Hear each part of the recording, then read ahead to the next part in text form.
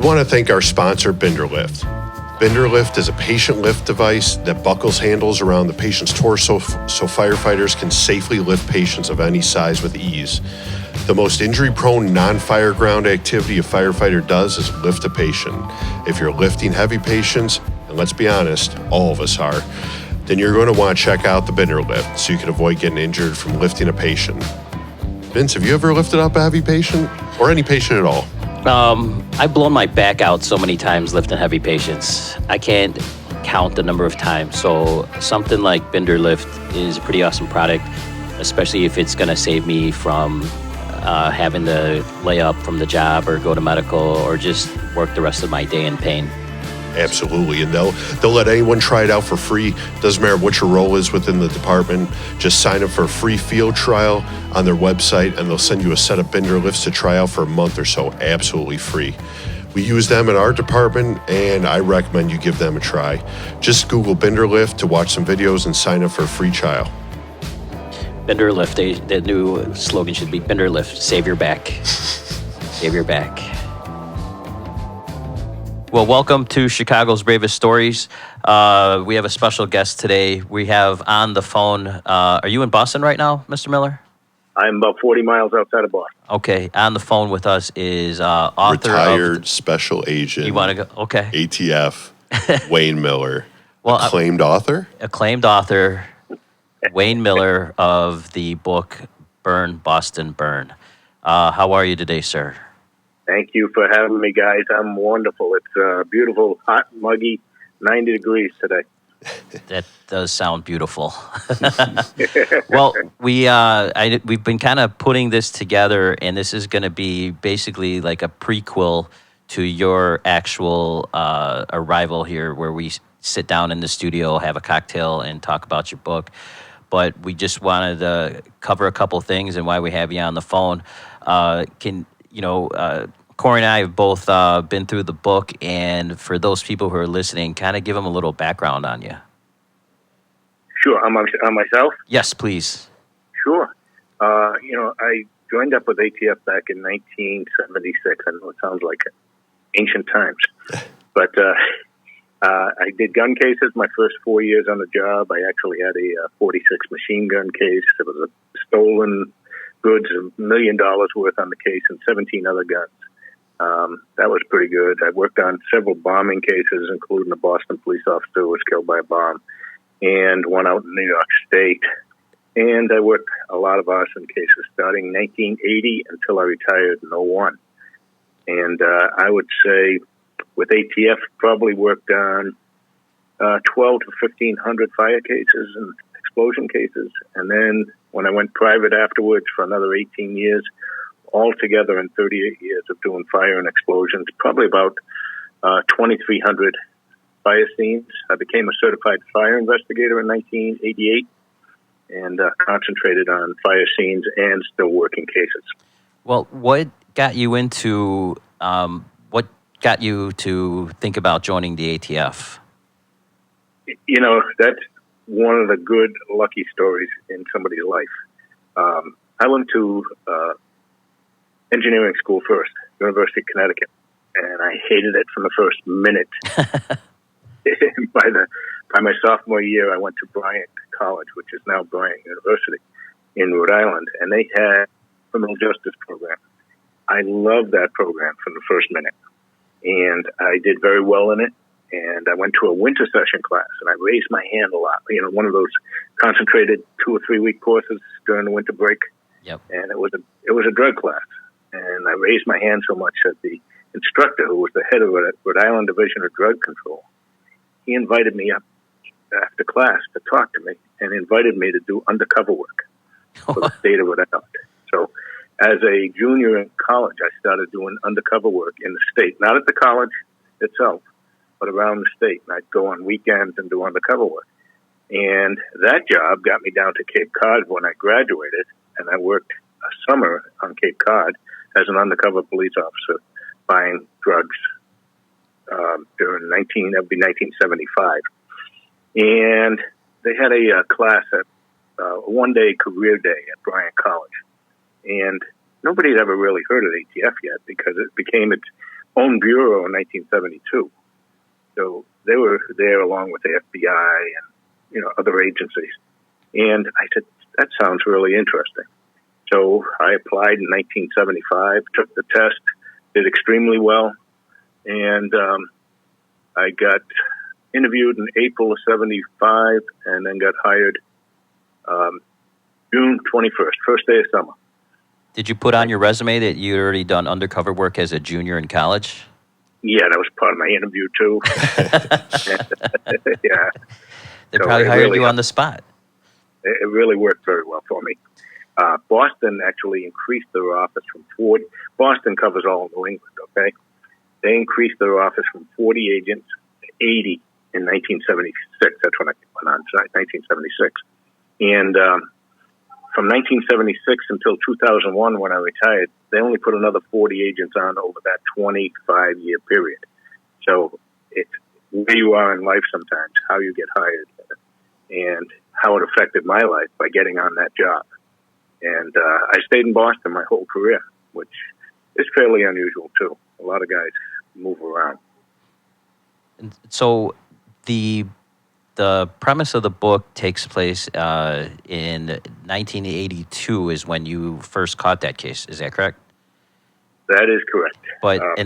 But before you get called, how long have just so I know I'm jumping ahead because we don't want to give too much of this away, but can you give us on this particular case that the book is about, kind of give us the cliff notes of the beginning of this, because it, especially with this podcast called Chicago's Bravest Stories, and we've had guys like Kevin Casey who were on the movie Backdraft, it's going to kind of have some similarities, and it's going to resonate with people who have seen that movie, because the kind of the reason these guys did this was very closely related to how that movie Backdraft played out.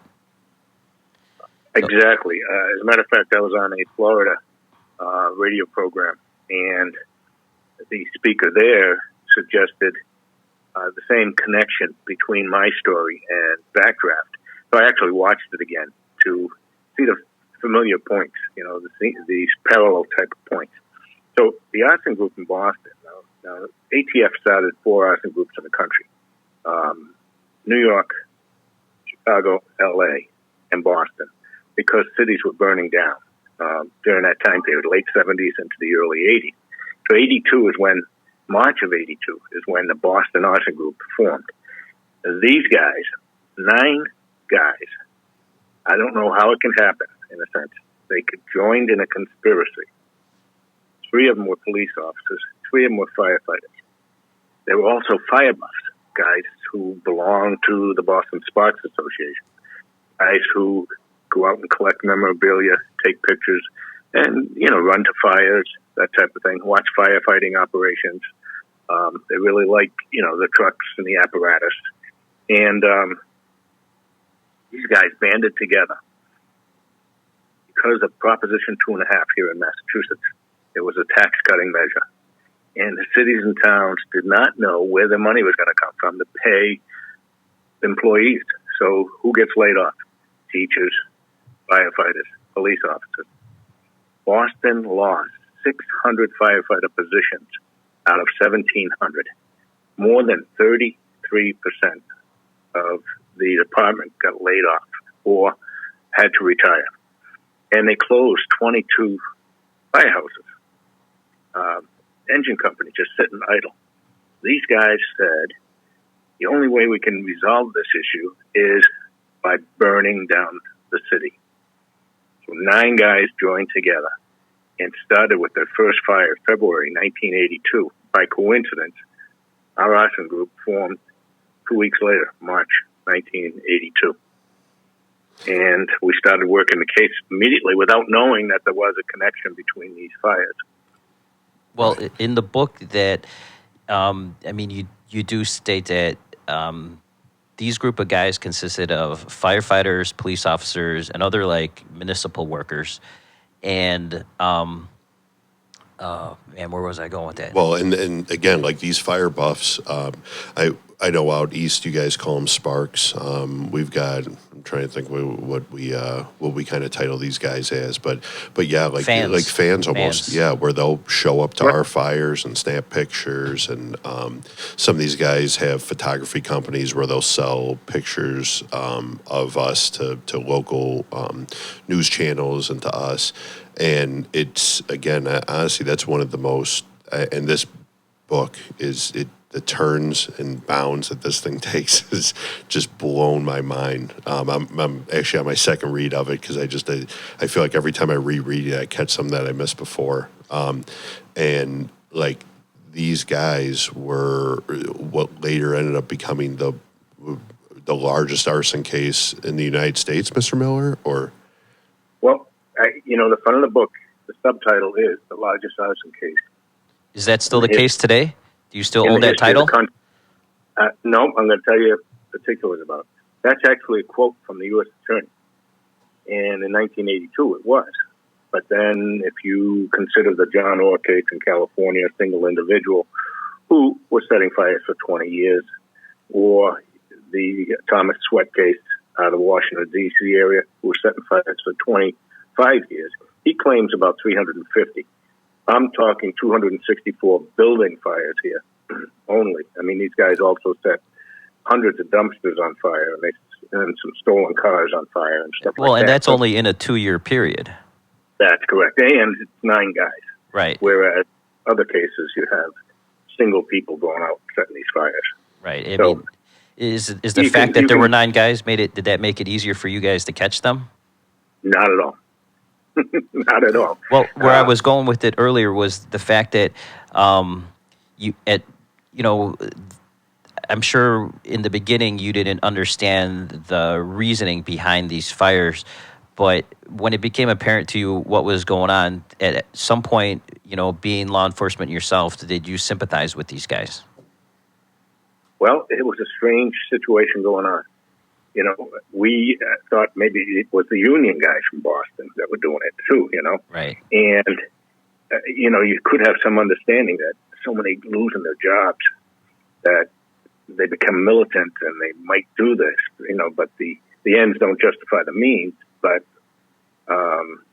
even Boston firefighters, they would talk to these guys unknowingly and say, hey, these guys are setting these fires and it's keeping us so busy. And I wish they'd do it on my group, my tour, Right. that type of thing.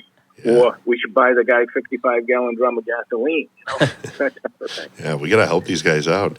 Yeah, You know. with how cavalier, as I'm reading the book, with just how cavalier these guys were and how just got ballsier and dropping little comments to chiefs and firemen and battalion chiefs and higher level guys. It just Well, they were blows my sending mind. notes to you guys as well, right?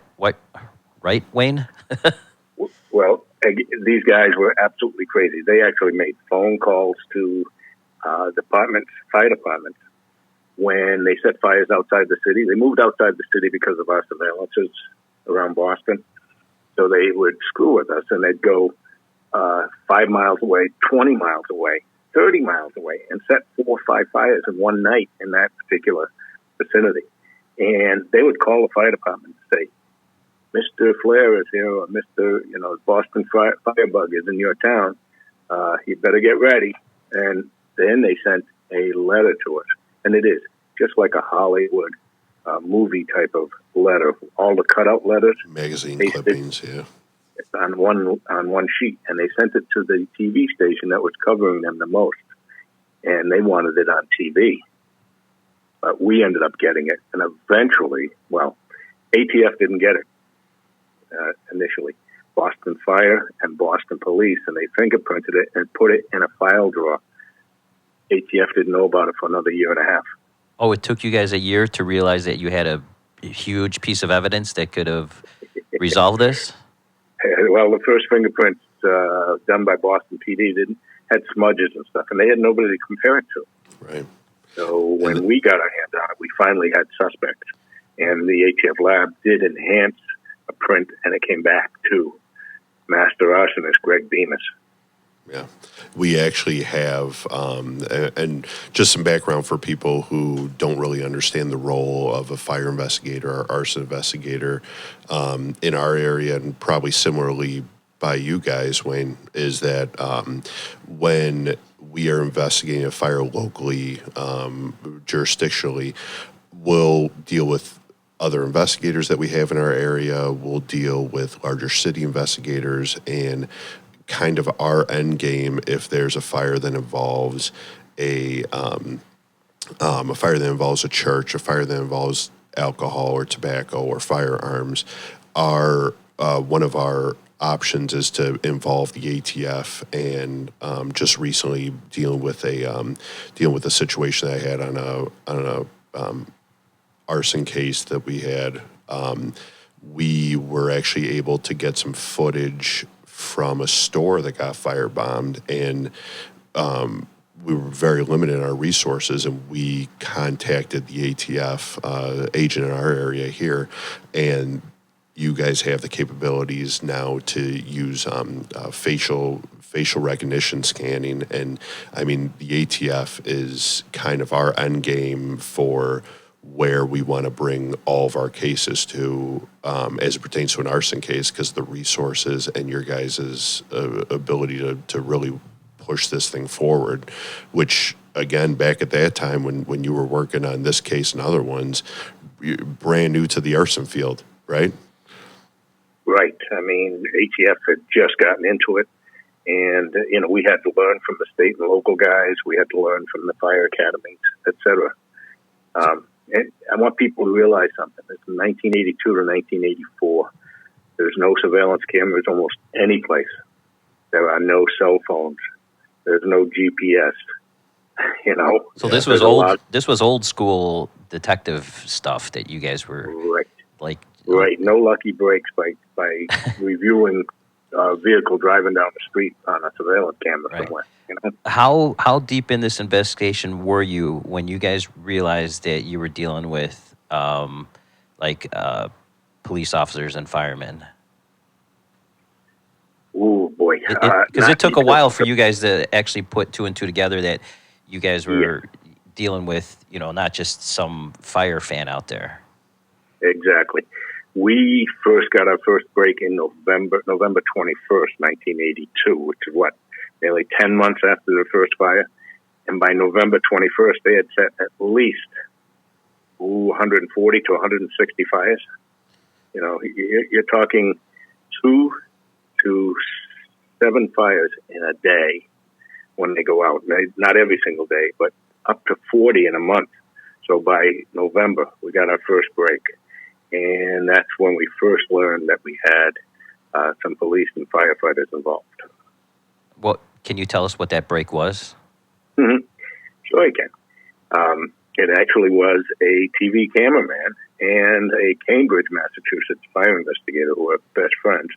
And they headed out to this lumberyard fire, which is right on the Boston-Dedham, Massachusetts line. And this lumberyard had been hit a month before, and it was a major fire. So this particular one, the flames were 150 feet above the building. And we're talking a building that was 200 to 300 feet long by 150 feet wide, full of lumber. And there were 2 devices placed inside. And the arsonist, which typical, we had so many fire fans running to these fires, so it's not unusual to see same people over and over. Well, the Boston videographer, he's with one of the major stations he worked for, and he was also a fire buff. And he's my biggest supporter today, outside of my wife. He is my absolute biggest supporter. And he came around a bend, and he saw these 4 guys on a pile of lumber, and he put his camera over in their direction. And the Boston cop, out of uniform, pulled out of his shoulder holster a handgun, and he waved it in the air for a couple seconds like he was on a bucking bronco. And that's caught on film. And because of that, we were shown these videos the next day. And because of that, we went and knocked on his door. Law enforcement to law enforcement, Yeah. Bobby, do you know anything about this? What's going on? He says, well, I'm just a fire buff. And he says, I run to fires with these guys. I don't know anything about the fires. Well, we had a lucky little break. There was a firebox. These guys started stealing. Remember, the old fireboxes on pedestals and corners of buildings? Yeah. They stole 14 of them that year. And Boston's usually missing maybe 1 to 2 a year. That year, Boston was missing 15. And it was sitting right in his living room, right on his floor. And my partner at the time, Billy Murphy, walks over as we're leaving the interview with the guy who's giving us nothing. He says, oh, my grandfather used to make lamps out of these things or something. Billy got the number right off the front, the painted number. And we went back to the office, and that was one of the ones stolen. So we ended up getting a local warrant the next day, and we got the box. And Bobby came in and did not confess, but we were on the right track. Yeah. That was your big that's break. That's where things kind of broke open from there. That was the first big break. And then things developed over the next year. It still took another year. We didn't get to speak to Bobby again after he came in and took a polygraph and flunked it terribly. And he had an attorney. His attorney said, Bobby can't talk. And I said, what the heck do you mean Bobby can't talk? And he said, I can't tell you. He can't talk. That's it. And that was December 1982 when that happened. We didn't get to speak to him again until January 1984. 14 months later. Wow. Before we got to speak to him again. Yeah, it's amazing. And what I love about you talking about this now is that's how I like how you opened the book with this. And again, like you kind of gave the little teaser on like how wild these guys were acting, and then you kind of jumped into the full story of where, and it's super cool to hear from the arsonist perspective of what their thoughts were behind this and where they were going with things. We actually, you might laugh about this, Wayne. Me and a buddy of mine are working with some fire modules in one of our local academies around here, and I was actually we were trying to figure out how I can recreate this device that they used. Yeah, I wanted to talk about that, with the cigarette and the matches. Yeah. I've seen that in a couple movies where they've actually done that. Well, they had it hooked up to a lantern, and then the lantern would fall to the ground, and if you guys have to read the book about this improvised ignition device, which is a cigarette wrapped into a matchbook so that when it burns down, the matchbook goes on fire, and it lit this bag of lantern fluid with rags in it. Yeah. And so this wasn't as sophisticated as some of these movies, but that kind of ingenuity. Right, and that's kind of like I don't want to steal your thunder, Wayne, but like I think that's what was so beautiful about this whole case was that like as rugged and kind of bare bones as this device was, this was one of the things that kind of kept you guys from really breaking too much open, right? Right. As simple as that device was, you've got to realize there's no remnants left at most of these fires. It's not like the fuel seeped into the ground. Plus, there was no accelerant detection canines back then either. That's another issue. But everything from this device either burned up and then gets hit by hoses. And so you don't find anything. Right. And until they added a tire to it later on. The tire gave us an indication that these fires are now linked for sure with the same people, because the tire steel belts would be there and the bottom threads of the tire might still remain. One thing I want people to know is, Corey, doesn't it read somewhat like fiction because of so much dialogue between the arsonists and stuff? Oh my God, I know. I know. It literally is like a movie that that you were living out, with the way that they were kind of taunting you, and they even gave themselves nicknames, and just their blatancy to mess with you guys. Yeah. This episode of Chicago's Bravest Stories is brought to you by Genico Roofing. You can find them on Facebook, JENICO. Vince, who knows building, construction, and roofing? Firefighters do. And this company is firefighter owned and operated. So Genico are specialized in residential roof tear-offs here in Chicago and the suburbs. They are licensed and insured. You can get a hold of our friend Jim at Genico at 815-693-5665. Genico. Yeah, I mean, again, it's like it's like a movie. I mean, hearing these conversations that they would have and talk to each other, and I won't say to their credit, but like in their minds, they were doing the right thing. They were trying their best to get firefighters back to work and police officers back to work, and I mean, they had some strange background to how they felt about these different departments, but it was just And they had me too. Like, I sympathized for them. And then you get to the part in the book where you had 6 firefighters injured at one of the fires. And we had 20. The one that you're talking about was 22. 22. Mm-hmm. They came through the roof and broke the backs and broke the legs and landed in flames. Yeah, I mean, because when the progression of the fires started getting bigger and bigger, right? And they initially they weren't trying to, were they targeting more like abandoned structures and stuff like that just to start fires? And then they kind of got more careless as they got further into these fires. Absolutely. We had so many abandoned, we call them 3-deckers, triple-deckers, 3-family homes stacked. And we had so many abandoned ones and just run-down buildings that they had their choice of a lot of places like that. And they did that on purpose because they wouldn't hurt any civilians that way, and most of the time firefighters wouldn't have to spend much time inside an abandoned building. right. So that's what their initial goal was. But then they weren't getting enough press still. So they went to commercial buildings, like one warehouse on June 3rd, 1982, 1,000 feet long by 300 feet wide. Yeah, Stuff like that. and these fires. I mean, for guys local around us, like they were going to these fires that they were causing. They were. I mean, I don't know if you remember, Vince. 7, 8, 9 alarm fires. In a night. In a night, they'd have 3, 9/11s, around here, and the idea of one would shut down news outlets for a month around here, let alone a couple in a night. Right. I mean, there were dumpster fires, but we're not talking about the dumpster fires.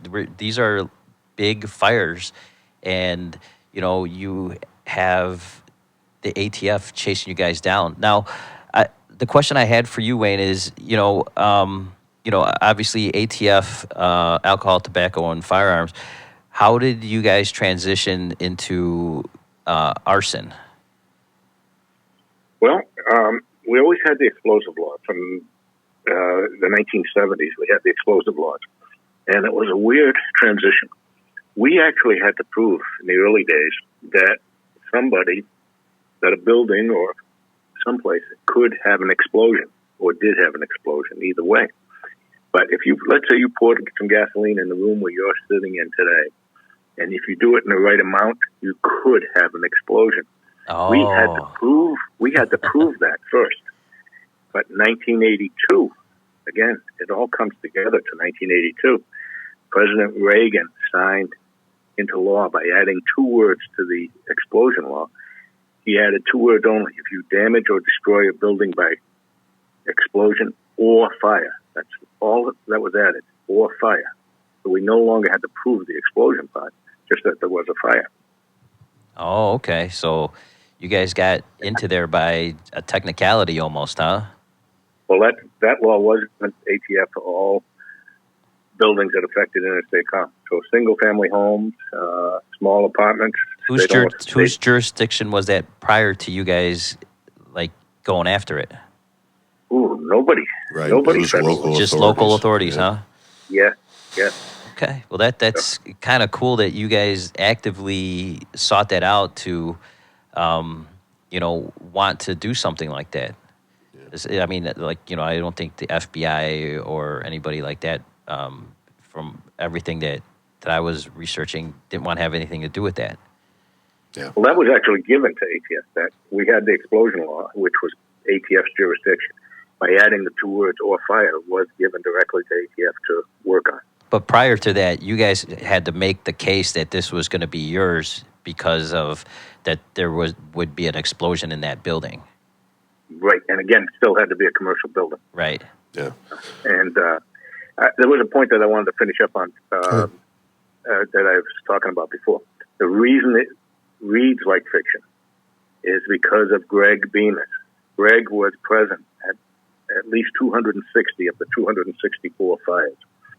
And I interviewed Greg eventually. I spent 200 to 400 hours leading up to trial with Greg.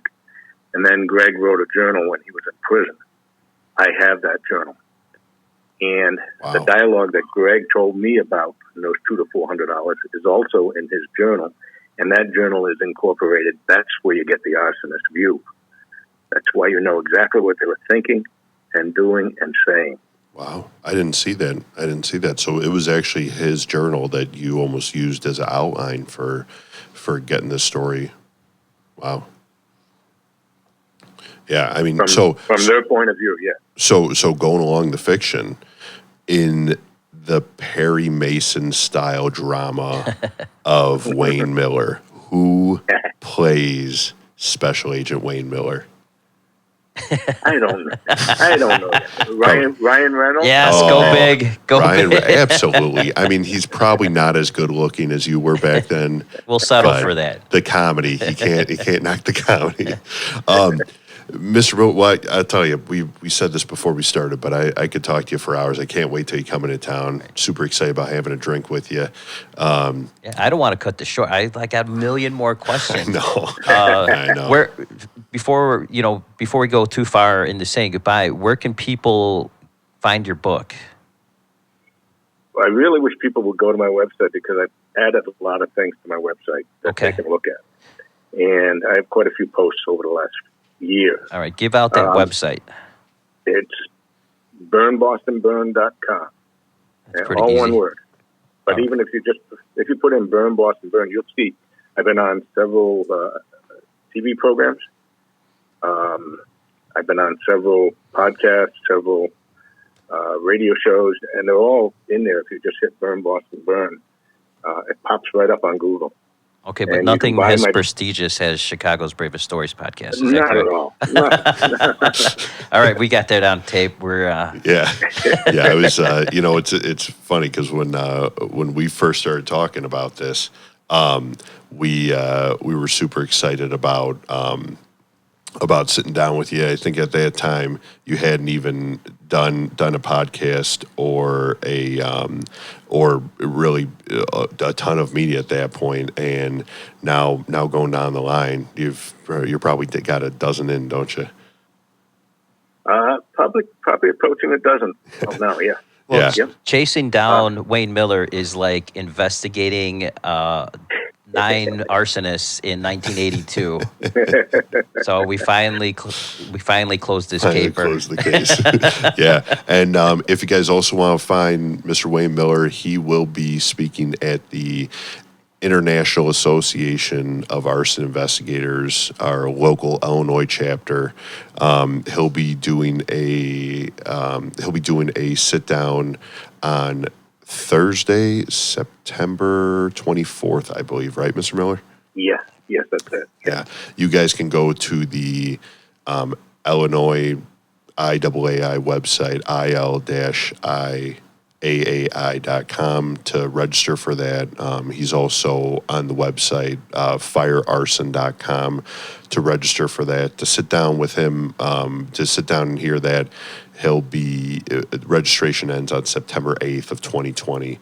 And again, this book is a great read. I strongly recommend it. We haven't even covered, I think we got 4 pages into this book because there's the corruption goes deep. You guys were met with all kinds of resistance politically and everything else. We didn't even cover a lot of the cool stuff. I know. So get the book. This is my suggestion. Get the book, then go meet Wayne at his speaking engagements, And, then you can ask him firsthand all these questions, because I still have a bunch of questions, and I'm going to save them from when we sit down in the studio here and we have a drink, and then I'm going to hammer you with all these questions that I'm writing down right now. Absolutely.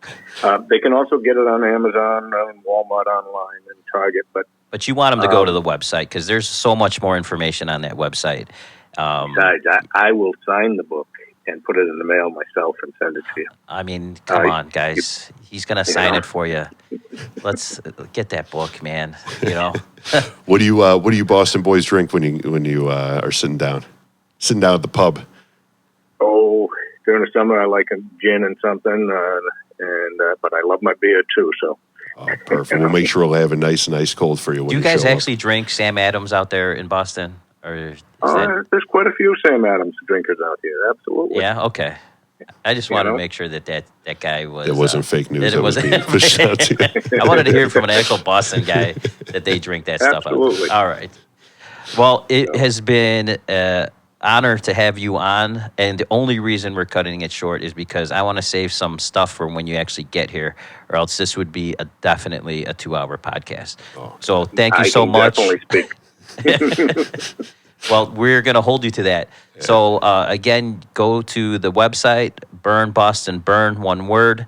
And he's got the speaking engagement coming up. Get the book from the website, and he'll sign it. And anything else you got coming up that you want to promote before we sign off? Well, too many things have been canceled because of the virus. Yeah. So, actually, the Chicago one is the first one. There's a local library here in Massachusetts giving me an award that's been given to people like David McCullough. You know who David McCullough is? No. He's done tremendous, like 1776. That's the name of the book, and he's famous on PBS. He's been around for a long time, and a lot of other people. But this library decided to give me an award. Hopefully, that's still on for September. So. Yeah, but this virus is really putting a wrench in everything. Oh, yes. I've had 16 events canceled this summer. Yeah. Well, hopefully we can get back to normal when the whole world gets back to normal, and we can, people can get more exposure to you and get more exposure for this book, because this book is really awesome. It's like a true crime, like fantasy novel, but that actually took place.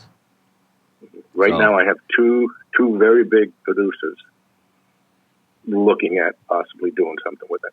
Well, I mean, when this thing becomes a big blockbuster movie, I want you to not forget the little guys at Chicago's Bravest Story podcast, please. You all supported me along the way. That's right. I'm telling. I said it before. I'll say it again, Mr. Miller. Okay. Corey Lieber, you can find me. I can take a little bit of a hit to play the star role in this movie, but it's just know that I'm doing you guys the favor with that. It's neither. Apply for your SAG card now. Oh, got it. Well, thank you again for being on, and we're gonna track you down when all this nonsense gets done and when you get back to Chicago. Okay. Guys, I really appreciate it, and we'll see you soon. Thank you, Mr. Miller. Thank you, guys.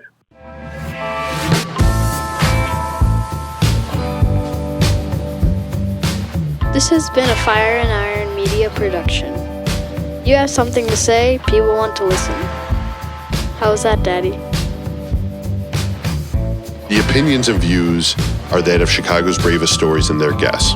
They do not necessarily reflect the views of any municipal governments, fire protection districts, fire departments, EMS, or law enforcement organizations.